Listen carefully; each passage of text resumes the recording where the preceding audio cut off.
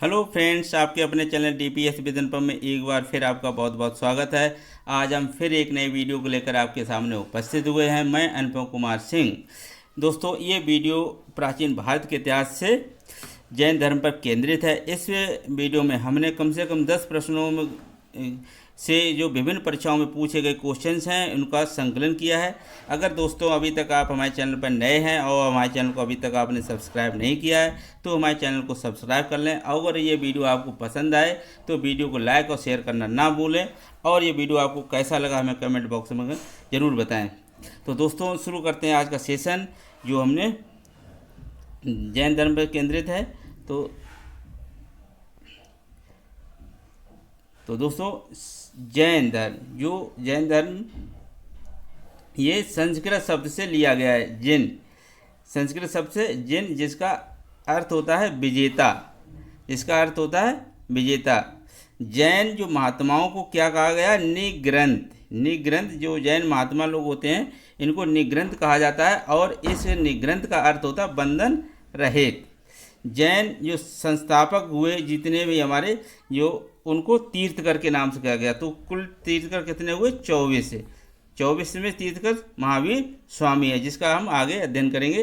तो प्रथम जो जैन तीर्थकर थे ऋषभदेव थे, या इनको आदिनाथ के नाम से भी जाना जाता है। और इनका जो जन्म हुआ था अयोध्या में, और इन्होंने जो कैलाश पर्वत पर अपना शरीर त्यागा था। तो कैलाश पर्वत पे इन्होंने शरीर त्यागा था प्रथम ऋषभदेव ने।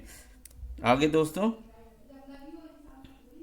दूसरे जो हमारे तीर्थकर हुए हैं अजीतनाथ और रघुवेद में ऋषभदेव, और 22वें जो तीर्थकर अरष्टिनेम की चर्चा की गई है। तो क्वेश्चन आ जाता है कि ऋग्वेद में किन तीर्थकर की चर्चा की गई? तो ऋषभदेव, और 22वें तीर्थकर कौन? अरष्टिनेम की चर्चा की गई है। भागवत पुराण में ऋषभदेव को विष्णु का अवतार कहा गया है। आगे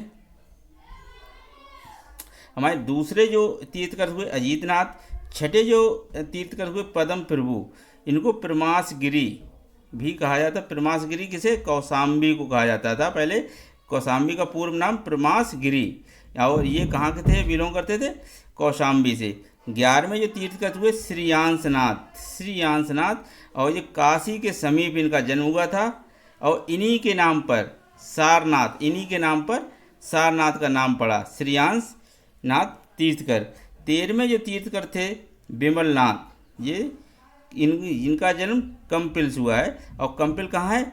डिस्ट्रिक्ट फर्रुखाबाद में। तो ये फर्रुखाबाद में कंपिल एक कस्बा है, और वहीं इनका विमलनाथ का जन्म होता है। 21वें जो तीर्थकर होते हैं नेमिनाथ, जो महाभारत युद्ध के समकालीन थे। अगर क्वेश्चन आ जाता है कि ऐसे कौन से तीर्थकर हुए जो महाभारत युद्ध के समकालीन थे, तो ये नेमिनाथ। 23वें तीर्थकर पार्श्वनाथ, जो काशी के राजा अश्वसेन के पुत्र थे, और इन्होंने संवेद पर्वत पर शरीर त्यागा था। तो क्वेश्चन आ जाता है कि पार्श्वनाथ ने किस पर्वत पर शरीर त्यागा? तो इन्होंने संवेद पर्वत पर, और ऋषभदेव ने कैलाश पर्वत पे। और इन्होंने ही पार्श्वनाथ ने 4 महाव्रत बताए। सत्य, अहिंसा, अस्थय और अपरग्रह।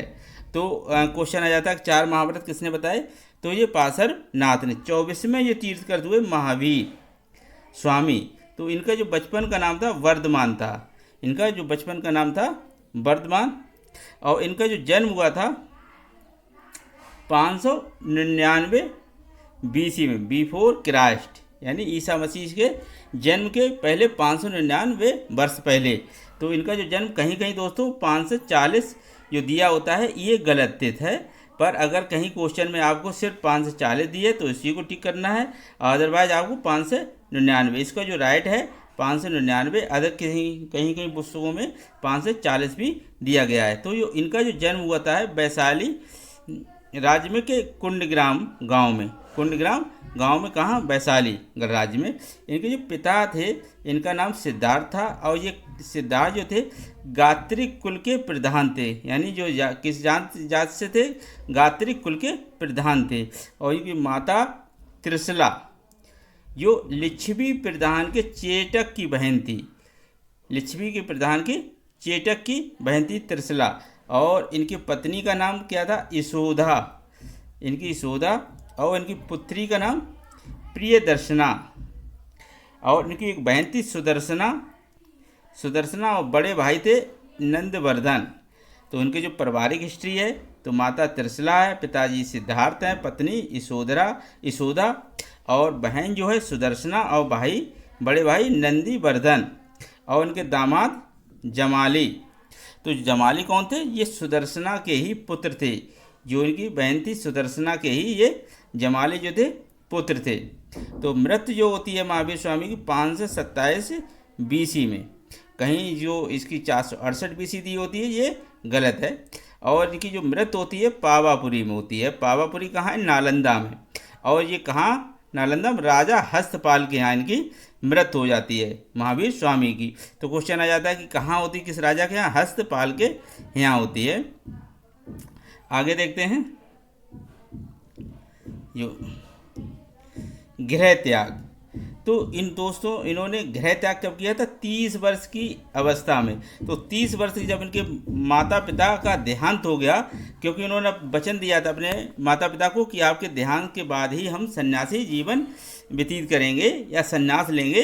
तो जो अपने माता पिता के देहांत के बाद ही महावीर स्वामी ने गृह त्याग किया था। और ये कब किया था? 42 साल यानी 30 साल की उम्र में और 42 साल की उम्र में जाके इनको ज्ञान प्राप्त हुआ था। और जो इन्हें गृह त्याग किया था बड़े भाई नंदवर्धन से आज्ञा लेकर। जो बड़े भाई इनके थे नंदवर्धन से ही इन्होंने आज्ञा लेकर ही गृह त्याग किया था। और 12 साल की घोर तपस्या के बाद इनको ज्ञान प्राप्ति हुई है, जो कैविल। तो ये क्या कहलाए? कैविल। और इनको जो ज्ञान प्राप्ति हुई थी कहाँ हुई थी? जैम्बरिक गांव में। जैम्बरिक गांव में ऋजुपालका नदी के किनारे और किस साल वृक्ष के नीचे। तो नदी कौन सी? ऋजुपालका नदी। वृक्ष कौन सा था? साल वृक्ष। और कौन सा गांव? जैम्बरिक गांव में। तो जब ये इनको ज्ञान प्राप्त हुआ तो ये कैविल कहलाए। जैन साहित्य कल्पसूत्र में जो जैन साहित्य है कल्पसूत्र, और कल्पसूत्र में ही महावीर की सन्यासी जीवन का प्रकाश डाला गया है। तो जो कल्पसूत्र है ये महावीर जीवन का जो सन्यासी जीवन रहा है इसी पे इसका वर्णन किया गया कल्पसूत्र में।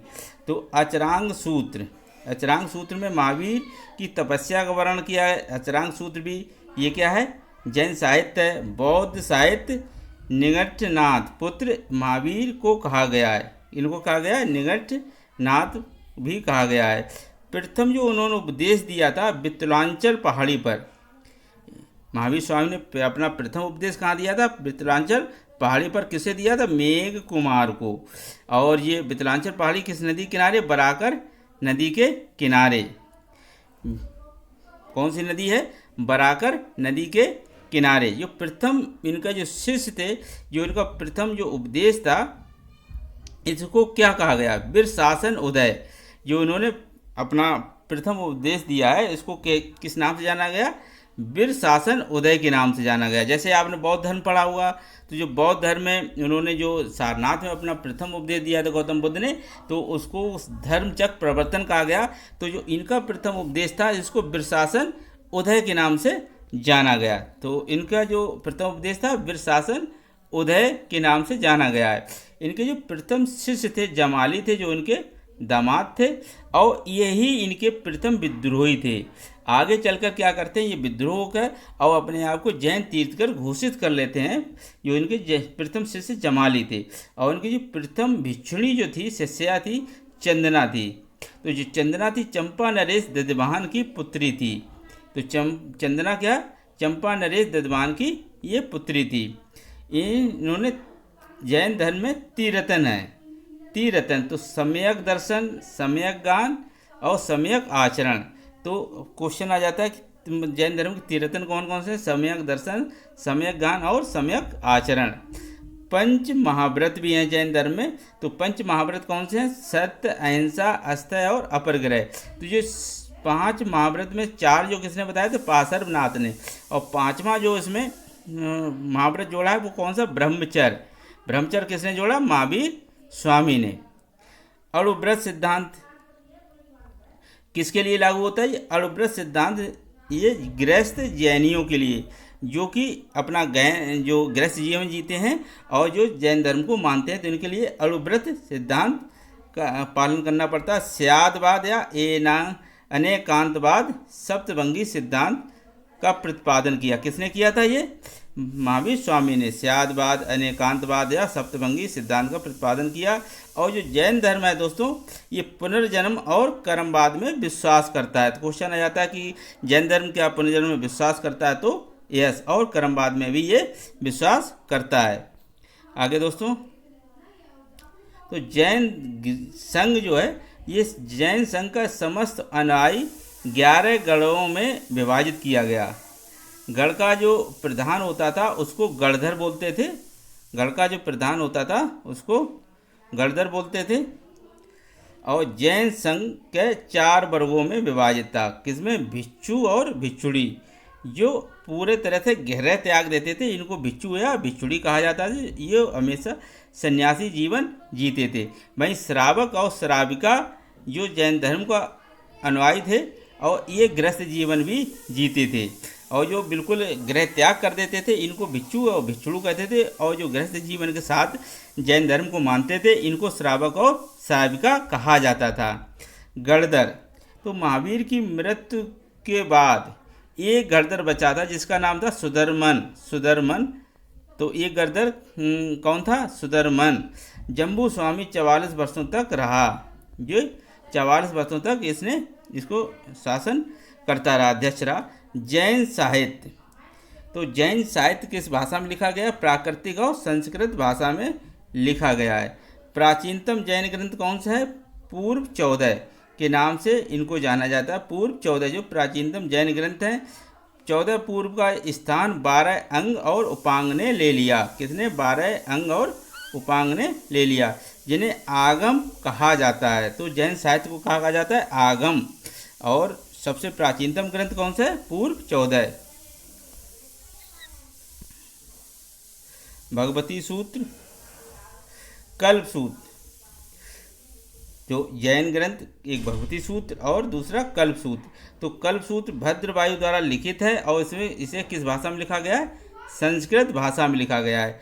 जो तीर्थकर एवं उनके प्रतीक, तो कुछ जो तीर्थकर हैं उनके कुछ प्रतीक हैं। जैसे प्रथम जो ऋषभदेव, इनका प्रतीक चिन्ह क्या है? सांड।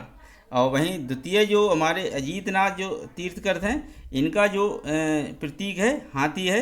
और 21वें जो नेमिनाथ, इनका जो प्रतीक है शंख। और 23वें पार्श्वनाथ, इनका जो प्रतीक चिन्ह है सांप। और 24वें महावीर स्वामी, इनका प्रतीक चिन्ह सिंह है। तो आगे दोस्तों,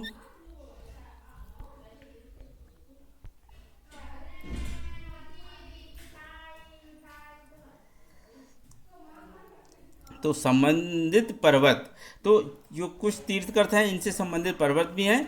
तो कैलाश पर्वत हमने बताया कि ऋषभदेव ने ही शरीर त्याग किया था। संवेद पर्वत पे पार्श्वनाथ ने शरीर त्यागा था। वितलांचल पहाड़ी पर महावीर का प्रथम उपदेश दिया। और माउंट आबू पर्वत पे दिलवाड़ा का जैन मंदिर है। वहीं शत्रुंजय पहाड़ी पर अनेक जैन मंदिर बने हुए हैं।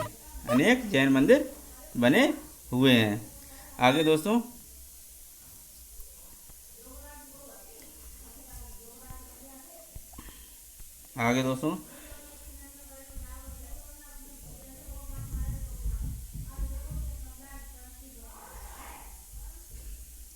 परिशिष्ट पर्वन।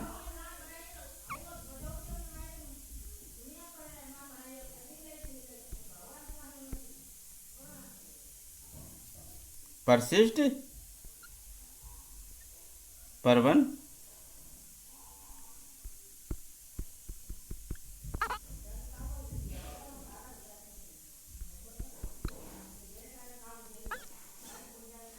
तो आगे जो परिशिष्ट पर्वन, तो आगे परिशिष्ट पर्वन, तो अचरांग सूत्र। अचरांग सूत्र जैन भिक्षुओं के आचार नियम दिए गए हैं। अचरांग सूत्र में जैन भिक्षुओं को जो आचार नियम दिए गए हैं। वहीं भगवती सूत्र में महावीर के जीवन के बारे में बताया गया है। और कुबलाय माला, इसमें हूण शासक तोरमण के बारे में बताया गया है। वहीं कल्प सूत्र रचित जो भद्रवायु द्वारा है, इसमें तीर्थंकरों का जीवन परिचय बताया गया है। जीवन परिचय जो कल्प सूत्र में भद्रवायु द्वारा रचित है। और अनेकांत विजय ये हरिभद्र सूरी के द्वारा लिखा गया है। और मथुरा, उज्जैन और मैसूर ये जैन धर्म के प्रमुख स्थल हैं। तो आ जाता क्वेश्चन कि जैन धर्म स्थल बताइए, तो मथुरा, उज्जैन और मैसूर। आगे क्वेश्चन, अब जैन धर्म के अनुयायी कौन कौन राजा हुए, तो इसमें देखते हैं। तो जो अजातशत्रु, बिंबिसार, उदयन, चंद्रमौर्य, संप्रीति, राष्ट्रकूट शासक, अमोघवर्ष, चाणक्य नरेश, पुलकेशन द्वितीय का मंत्री रवि कीर्ति और दिलवाड़ा का जैन मंदिर जो, तो ये हमारे जो राजा हुए ये जैन धर्म के अनुयायी थे। अजातशत्रु, बिंबिसार, उदयन, चंद्रमौर्य और संप्रीति, राष्ट्रकूट शासक, अमोघवर्ष, चाणक्य नरेश, पुलकेशन द्वितीय का मंत्री रवि कीर्ति। वहीं दिलवाड़ा का जैन मंदिर किसने बनाया? वस्तुपाल और तेजपाल ने बनवाया था। वस्तुपाल और तेजपाल ने बनवाया था। श्रवणबेलगोला में बाहुबली की विशाल मूर्ति है। बाहुबली की विशाल मूर्ति है, जिसे गोमतेश्वर के नाम से जाना जाता है। श्वेतांबरों ने सबसे पहले महावीर की उपासना की। तो जो जैन धर्म दो विभागों में बढ़ गया था, हीन श्वेतांबर और दिगंबर। तो जो महावीर की सबसे पहले उपासना किसने की थी? श्वेतांबर लोगों ने। दिगंबर साधु किस नाम से? झुल्लक, एलक और निग्रंथ कहलाए। तो जो दिगंबर साधु हुए उनको झोलक और एलक और निग्रंथ के नाम से जाना गया। श्वेतांबर जो हमारे तीर्थंकर हुए साधु हुए, इनको यति, साधु और आचार्य के नाम से जाना जाता है, कहलाए। जैन संगीतियाँ कहाँ कहाँ होती हैं? तो ये जैन संगीतियाँ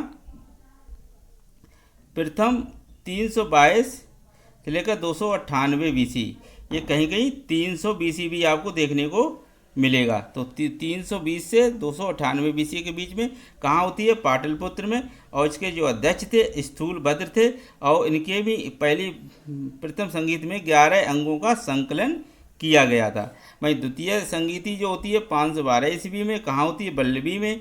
और इसके जो अध्यक्ष थे क्षमा श्रवण, और कुल 11 अंगों का लिपि वृद्धि किया गया है।